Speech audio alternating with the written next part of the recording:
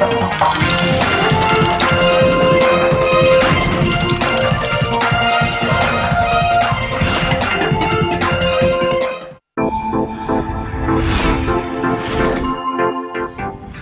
qué mundo vives?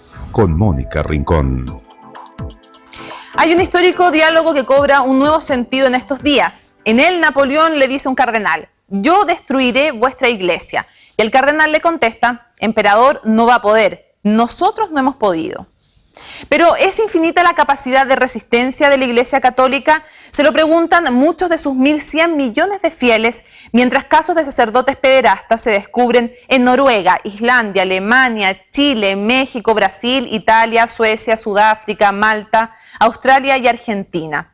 A estas alturas, cuando parece absurdo hablar de campaña de desprestigio, el 70% de los encuestados en España, Alemania o Chile dice que lo más grave es el manto de silencio e impunidad que por años se tendió.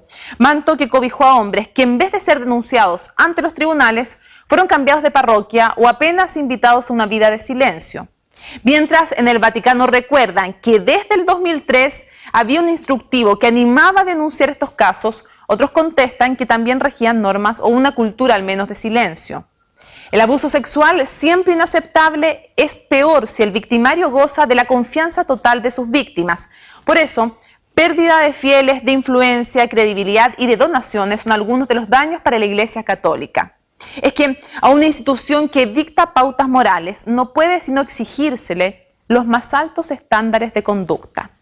El 5º aniversario del pontificado de Benedicto XVI fue amargo. Unos lo ven como quien más ha hecho para parar estos delitos, pero otros sostienen que la reacción fue tardía y que él también en el pasado participó del encubrimiento. ¿Qué tan profundo es el cambio de actitud de la jerarquía católica? ¿Cómo se sale de esta crisis? Lo conversamos en ¿En qué mundo vives?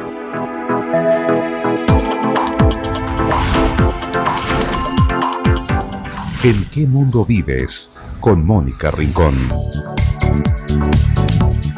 Hola, bienvenidos a ¿En qué mundo vives? Hoy vamos a hablar, ya lo escuchaban en la introducción, de la crisis que sacude por estos días a la Iglesia Católica, y para eso nos acompaña uno de nuestros panelistas habituales, Juan Esteban Montes. Juan Esteban, gracias por estar con nosotros. Gracias a ti, Mónica. Él es candidato a doctor en Ciencias Políticas de la Universidad de Notre Dame en Estados Unidos, es abogado de la Pontificia Universidad Católica de Chile, director también del programa en Chile de la Universidad de Notre Dame. Ha trabajado en el pasado como asesor en la Subsecretaría de Guerra en el Ministerio de Defensa y tiene muchísimas publicaciones. Te agradecemos mucho que nos acompañes. Y también está con nosotros Antonio Alfó. Antonio, gracias por acompañarnos. Hola, gracias. Es sacerdote jesuita, es economista, además estudió Ingeniería Comercial en la Universidad Católica. Trabajó 2 años además antes en un banco, antes de consagrarse a la vida religiosa. Es licenciado en Teología Espiritual de la Pontificia Universidad Gregoriana de Roma. Ahí mismo se tituló de psicólogo y desde 1996 es director de la revista Mensaje, y también entre el 92 y el 95 trabajó en las comunidades de vida cristiana CBX universitarias. Muchas gracias por acompañarnos. Encantado. Ya habíamos presentado el tema, de inmediato quiero preguntarles, y a ti, Antonio, primero, ¿qué tan grande es la magnitud de esta crisis? Hemos hablado 1.100 millones de creyentes, 400.000 sacerdotes aproximadamente, hay cifras variables sobre eso, pero ¿qué tan grande es esta crisis en la Iglesia Católica? ¿Comparable a qué? ¿A la de la Reforma incluso? Bueno, algunos sostienen eso, algunos sostienen que esta crisis producto de los abusos sexuales por parte de clérigos ha impactado tanto a la opinión pública como que es una crisis parecida a lo que podría haber sido la Reforma. Hay una diferencia muy grande, diría yo, que aquí este no es un problema doctrinal. La Reforma en parte se quiebra la Iglesia con la Reforma. Los cimientos, en el fondo, claro, sí. Sino que aquí se trata más bien de procedimientos inadecuados, se trata más bien de modus operandi inadecuados, de secretismos, de encubrimiento, de faltas que incluso están condenadas por el mismo derecho canónico de la Iglesia Católica. Es decir, de alguna manera se trata de temas, yo diría, de moral y disciplinario. Uh-huh. Ahora, Juan Esteban, ¿cuáles dirías tú que son los principales errores de la Iglesia Católica en esta crisis y las razones? A ver, yo creo que los errores han sido muchos y han sido además cumulativos. Se han ido acumulando errores a lo largo de décadas, ¿no?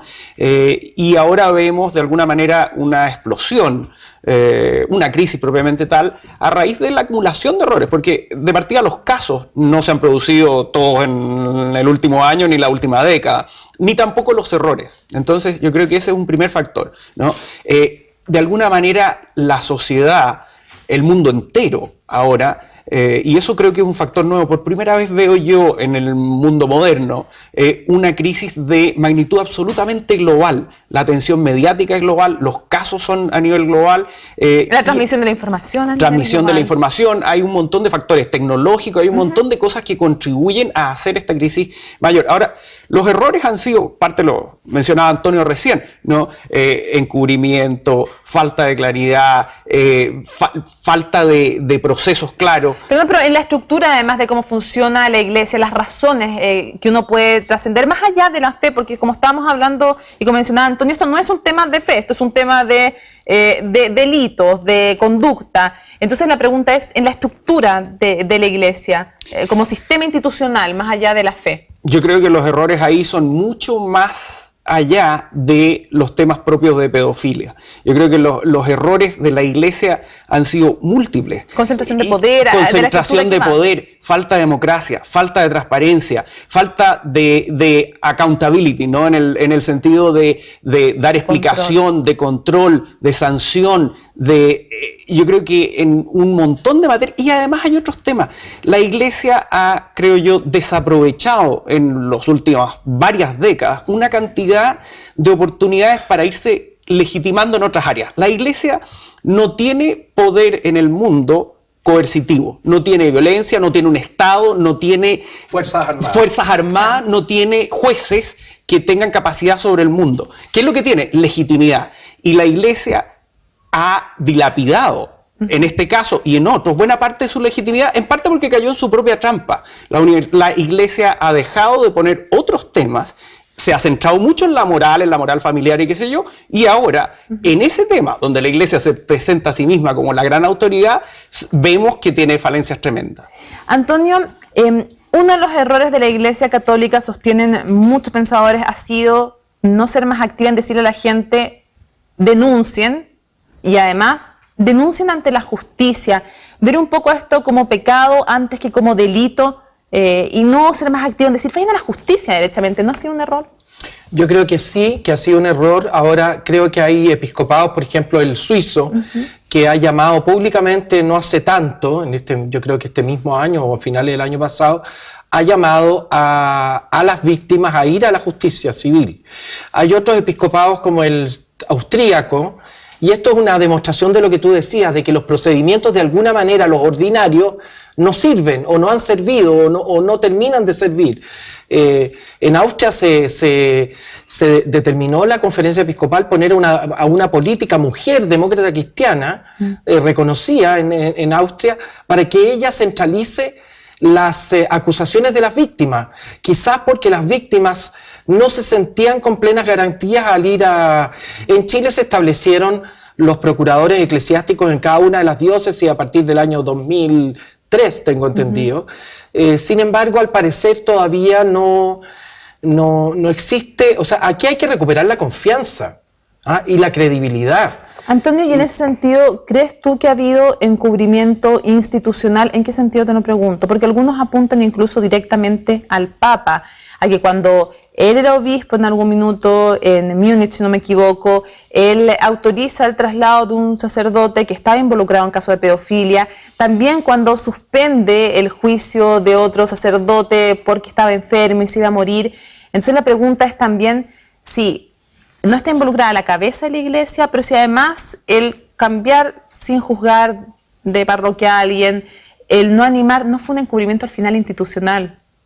Bueno, yo creo que de hecho hubo una política de la iglesia, sobre todo en los años 50, 60, qué sé yo, que fue buscar una alternativa discreta, se podría decir, para solucionar estos temas, quizás sin valorar la gravedad de la enfermedad en el caso de la pedofilia, y que es muy difícil de recuperar, quizás con una visión ingenua también de la psicología humana. De hecho, una de las cosas que pide el Papa mismo en la carta a los obispos irlandeses es mejorar la educación y la cultura en todas las ciencias en los seminarios, no solo la educación religiosa. ¿Por qué? Porque me da la impresión de que en materias, por ejemplo, de psicología, los obispos saben poco. ¿Ah?